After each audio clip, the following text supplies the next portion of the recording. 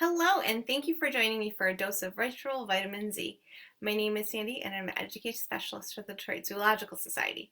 And today, we're going to learn about this animal. Okay, well, we will, but it will make more sense when we get there. First, we're going to start by learning about an animal that lives in the Holden Reptile Conservation Center, the water monitor. So first, let's figure out where the water monitor lives. So the Detroit Zoo is here. And water monitors live here in Southeastern Asia. Now, if you can't picture one, this is what they look like. They get really large. They're 4 to 6 feet long, and they use their claws and their tails and their jaws to protect themselves. So here you can see we can see some of their claws and their tail. Their tail actually has this really cool fin that they can use to help get through the water, to help navigate through the water. At the Detroit Zoo, we have one water monitor that lives at the zoo with us, and I contacted their zookeepers and I asked them to share some information about them, and they actually sent me a video of him eating. So I want to share that with you so you can get an idea of what it looks like when he eats.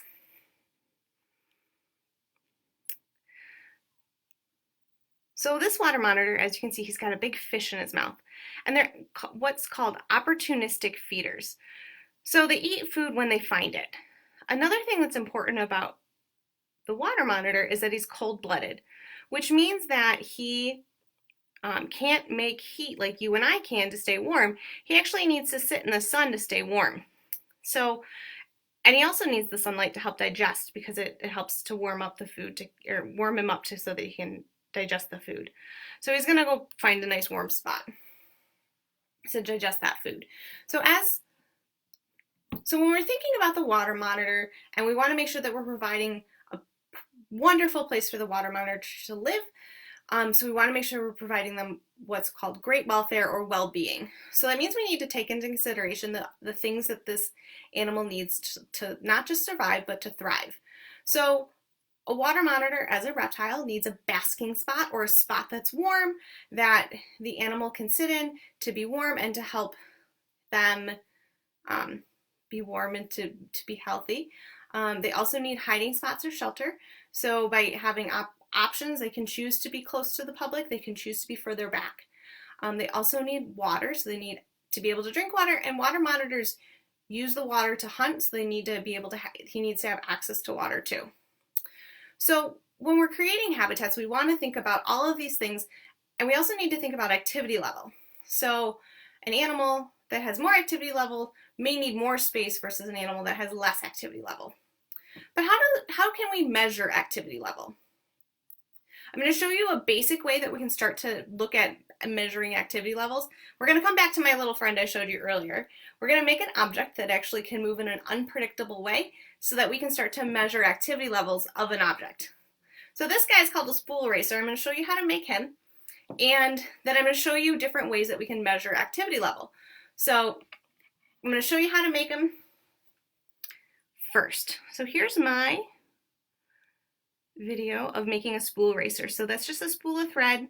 I used a hair tie to kind of thread through the middle, and then I used a clip to keep that hair tie in place, and I gave it a tug to make sure that that hair tie is going to stay in place, because it's really important it does that. And then I just take the pen and I thread it through that loop, and I can spin it and you can see it move. I'll show you one more time. Now that guy's not moving as fast as I'd like him to, so I'm going to make some modifications. It's really fun to make modifications to see if you can change and make if what you do will make a difference. So I added a rubber band on one side to give it some traction, and then I thought maybe by adding some weight I might get a better result. So I added some shorter screws into those holes, and then I just took a piece of tape and put it on top to keep those screws in place. Now, to measure this activity level of this object, I needed to make a mat. So I just had a piece of cardboard, and I put some painter's tape on it. I measured them out every 2 inches, and then I released my object. And I'm recording each trial So the first one was 4, the second one was 7. 7 spaces. That one was 6. And you'll notice that my object is actually moving in different ways each time, which is kind of interesting. That one, it moved really fast and in a circle. And this last one, it does a really quick spin. Now, if you don't have those objects at home, you can actually do it with an empty pop can. So I just took an empty pop can, and I'm pushing kind of hard on one side and it's spinning. Then you can also use a coin and try to give it a good spin.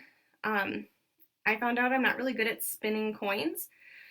So I tried to give it a flick, and that gave me a decent result. You may have better luck with the coins, but that can give you an option of, again, unpredictable movements, and then you can graph it. So I graphed my spool trials, and you can see here I had 6 trials, and I wrote down how many spaces they had each time. And I actually have space for 10 trials. So by going through, I can actually do 10 trials to get an idea of what kind of activity level the Spool Racer has. Now I can change it up a little bit too. Let's say I only want to do 4 spins and then release it and see what I get. Am I going to get a different result? Will my results be more, will I have more spaces? Will I have less spaces? It'd be interesting to see what you can get. And you can make predictions. So maybe I think the more I spin it, the less squares I'll make. But maybe it won't. It'll be interesting to see what you can try. Another thing you can try to do is you can actually add rocks to that soda can, and it will give it a different kind of a weight distribution. And you can make a prediction as to what's going to happen. So the supplies that you're going to need to do this is, you can actually do that even with a wind-up toy if you have one at your home. Or you need a spool of thread, some rubber bands, clips, pencils, screws, tape. To make a grid, I used a sewing mat actually, and I just put painter's tape on the back of it. But you can use a mat that maybe already has a grid. If you have whiteboard, you could always use markers and put the grid on the whiteboard. You could also use paper, and you could just put grids right on a paper. Just as long as your spaces are pretty consistent, it gives you an idea of how much activity level that particular object has. Thanks so much for joining us for a dose of virtual vitamin Z. Join us again at 4 o'clock from where my colleague Zara will be sharing a little bit more information about another animal that lives at the zoo. Thanks so much for joining us. Have a good day. Bye-bye.